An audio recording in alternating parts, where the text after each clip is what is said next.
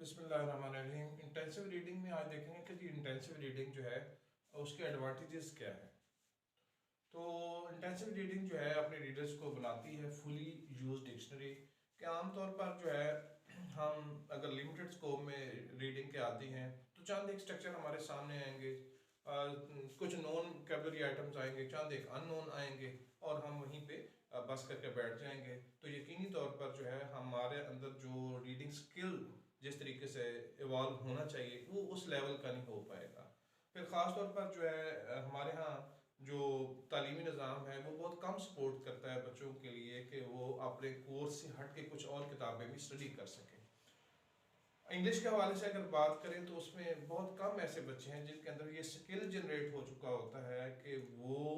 अच्छा written form में expression दे सकें। वरना आमतौर पर यही होता है कि बच्चा एक जगह से कुछ चीज़ याद कर लेता है और एग्जाम में उसे रिप्रोड्यूस कर देता है। आगे एग्जाम का जो पैटर्न है वो इस बात पे इस तरह डिज़ाइन होता जा रहा है। फेडरल बोर्ड के हवाले से अगर मैं ख़ास तौर पर बात करूँ तो उन्होंने बुक बेस्ड बहुत कम चीज़ें रहने दी है, जनरल चीज़ें उठा ली हैं कि जिसमें आपका ये चेक किया जा रहा है कि आपका रिटन एक्सप्रेशन कैसा है।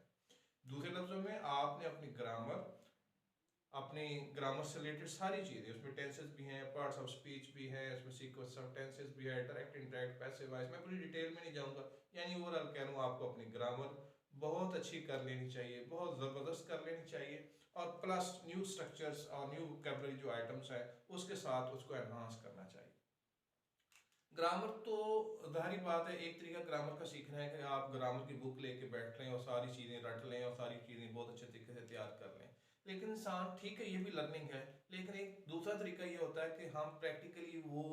आर्टिकल पढ़ें, वो व्लॉग पढ़ें, वो जनाब हम व्लॉग देखें या वो हम एडिटोरियल पढ़ें जिसमें प्रैक्टिकली वो स्ट्रक्चर्स यूज़ किए हुए हों, वो ग्रामेटिकल आइटम्स यूज़ किए हुए हों। तो हमें पता चल जाए कि किस कंटेक्स्ट में राइटर ने यूज़ किए और हमें अगर यूज़ करने पड़े तो हमने किस तरह इनको यूज़ करना है। तो लिहाजा ये हमें इंटेंसिव रीडिंग जो है पहला फ़ायदा उसका ये कि डिक्शनरी को फुल यूज़ करना सिखाता है।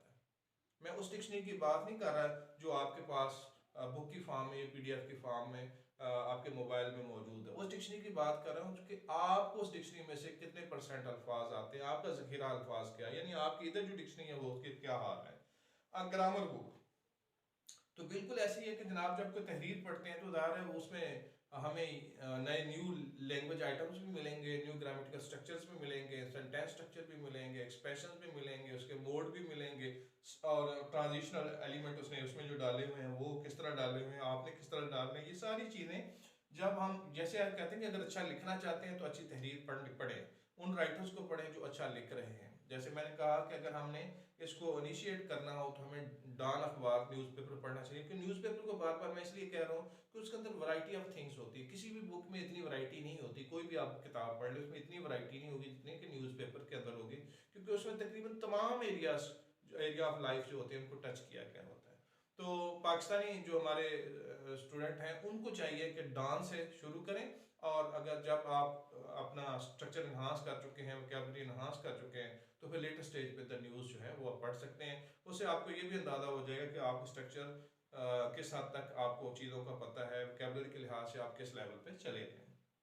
To consolidate what has been learned, आपने एक चीज़ देखी और सुनी और कहीं से पढ़ी, लेकिन जब तक आप उसे प्रैक्टिस में नहीं लाएंगे, उसे लिखेंगे नहीं, यानी कि आप उसमें एक्सप्रेस करना नहीं सीखेंगे, तब तक वो चीज़ जो है वो कंसोलिडेट नहीं होगी। ग्रामर आपने आर्टिकल पढ़ लिया, आपने डिक्शनरी के न्यू लैंग्वेज आइटम्स पढ़ लिए, लेकिन आपने खुद उन चीज़ों को कहीं इस्तेमाल नहीं किया तो यकीन जानिए कि सारी मेहनत ज़ाया हो जाएगी। आप खुद प्रैक्टिकली वो चीज़ें अपने तौर पर कोई चीज़ डिस्क्राइब करने के लिए, कोई रिपोर्ट लिखने के लिए, कोई ऐसे लिखने के लिए, कुछ भी लिखने के लिए वो सारी चीज़ें यूज़ करनी चाहिए और अपने कंटेक्स्ट में अपनी मर्जी से यूज़ करनी चाहिए, ताकि फिर वहाँ से अंदाज़ा होगा कि आप कितना सीख चुके हैं और कितना अभी बाकी है। कंप्रीहेंसिव एबिलिटी,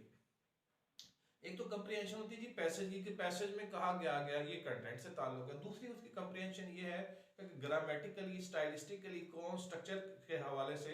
किस किस तरीके से खूबसूरत स्ट्रक्चर और ये यहाँ पे यूज़ किए गए हैं, ग्रामर कौन सी यूज़ की गई है, ये सारी चीज़ें जो है ये भी एबिलिटी ज़रूरी है और इसको भी ग्रेस्प करना होता है बाकी चीज़ों के साथ, ताकि हमें इसी तरह का कोई आर्टिकल हमें लिखना पड़ जाए तो हम किस तरह लिखेंगे, क्या हमारे अंदर उस तरह का एक्सप्रेशन आएगा जो उसके अंदर मौजूद है। स्किल एंड टेक्निक्स फिर देखेंगे उसके अंदर जो राइटर ने किस तरीके से खूबसूरत टेक्निक्स यूज़ की है, कौन से बेटर स्किल्स यूज़ किए हैं जो आप समझते हैं कि आप में ज़रा कम है और उसने बहुत अच्छे तरीके से उसके अंदर राइटर के अंदर ज़्यादा है, ताकि आप जो है वो चीज़ें सीख लें। और आकर सारी चीज़ें जो हैं वो